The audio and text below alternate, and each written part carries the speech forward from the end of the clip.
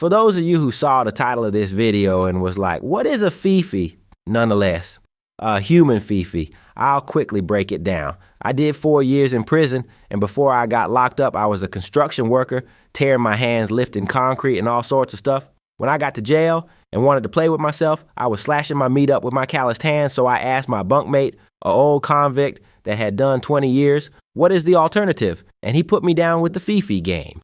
What it is this. You get your state towel and lay it flat. Then you put a small trash bag inside the towel, then roll it up. Next, you open the hole up a bit and squeeze some microwave lotion down in it and just go to town, my boy. That's your lady for the night. There is a place in the state of Georgia where no criminal ever wants to go. That place is called Alto State Prison, formerly Lee Arrendale in Alto, Georgia. If you come here, you surely won't make it out. Stay tuned for Tales from the Toe.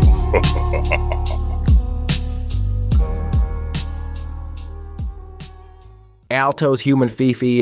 Marcus Tate, known on the streets of Atlanta as Money Boy, had always believed he was untouchable. Born and raised in Decatur, Georgia, he had spent years perfecting the art of getting money through crime, car theft, armed robbery, fraud, and of course trapping without ever getting caught. He prided himself on being smarter than the cops and quicker than his ops and too slick for the system. At just 23 years old, he had already built a reputation as a true hustler in the streets. He never stayed in one place too long, never used his real name on paperwork, and always had a solid alibi.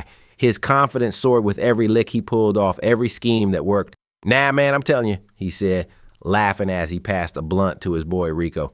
12 ain't gonna never catch me. I'm too smart for that, bruh. Rico shook his head, exhaling smoke. That's what they all say. Then one day, they make that one dumb mistake. Marcus smirked. Well, that ain't gonna be me. Famous last words. The very next night, it all fell apart. Marcus had been drinking heavily, celebrating his thick stripper girlfriend's 24th birthday with shots of Henny and Douce, displaying reckless bravado as he bought her everything she asked for at Buckhead's Lenox Square Mall. By the time he stumbled into his Dodge Charger in the mall parking lot, he was lit. Drill music blasted from the 15-inch speakers in the huge trunk as he revved the engine, feeling invincible, thinking about what he was going to do to his girl's kitty when he linked back up with her later that night at the club. Then, crash! The impact sent a jolt through his body as he realized he had backed straight into something. Panic surged through him. He threw the car into drive and peeled off without looking back. Bad move. Security cameras caught everything. Within hours, Atlanta PD were at his doorstep, having gotten his address from his license plate. His past crimes, which he had always managed to slip away from, suddenly caught up with him. A few months later, sitting in the cold courtroom, Money Boy still thought he had a shot at getting off. He had dodged charges before. Why would this time be any different? But as the prosecutor laid out his record, grand theft auto, credit card fraud, multiple break-ins, Marcus felt his stomach sink. The judge, a stern-faced black woman who had seen his type too many times, didn't hold back. Mr. Tate, your history shows a blatant disregard for the law. You've had chance after chance. Now, you're out of chances, young man. She banged the gavel. I'm going to give you the maximum sentence under state guidelines for hitting and killing that poor 82-year-old woman. 20 years in Alto State Prison. Alto State Prison was nothing like the streets. The moment Marcus walked in, he could feel the tension in the air, thick, unspoken, and dangerous. The officers barely glanced at him as they made him take off his clothes and spread his cheeks so they could make sure he wasn't smuggling any contraband into their prison. Afterward, he and the other 17 new prisoners were all shoved him into general population, where maniacal booty bullies sized them up like sharks do humans who've fallen overboard. Fresh meat to eat? Literally, he knew the game, or at least he had heard about it from a few AUGs in the DeKalb County Jail. He had to align himself with power in order to survive. He observed all of the gangs during his first 3 days and decided to join the Bloods because they had the most numbers at the moment. But when Marcus tried to join, he hit a problem. He couldn't fight. He actually had never been in a physical altercation a day of his life, despite being a seasoned street criminal.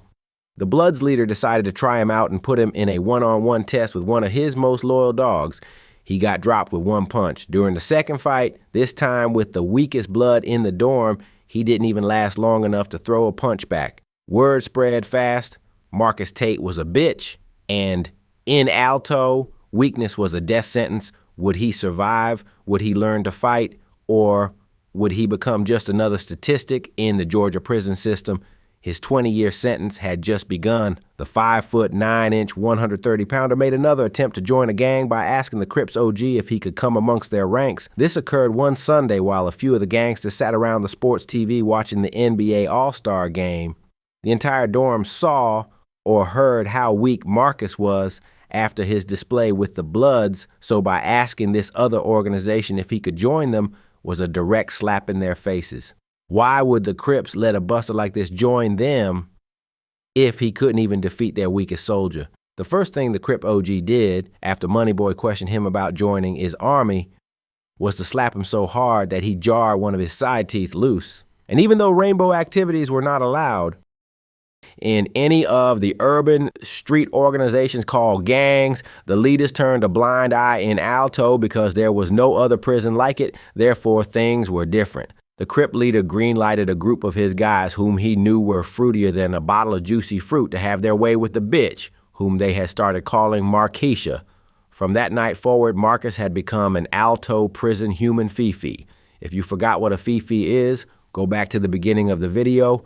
7 of the Crips slapped the ex-hustler around, laughing and giggling as they dragged him into a cell, daring him to yell or scream so they could plunge one of their sharp-ass pokers into one of his eyeballs.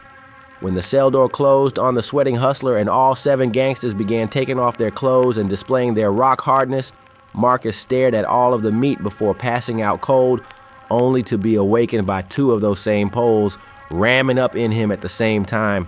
He experienced pain like he never had before and cried out to God, his mama, and everyone else that he thought could help him escape his terrible situation. Moneyboy became the Crips' human Fifi, passed around for their sexual pleasures whenever they desired him, which mainly was every night. Them cheeks didn't get a rest for a week straight before the OG, who was in his late 30s, made his guys chill out a little so the boy could heal up a bit. If this type of activity is something that you are not down with, then I suggest you stop committing crime and go get a job so this doesn't happen to you.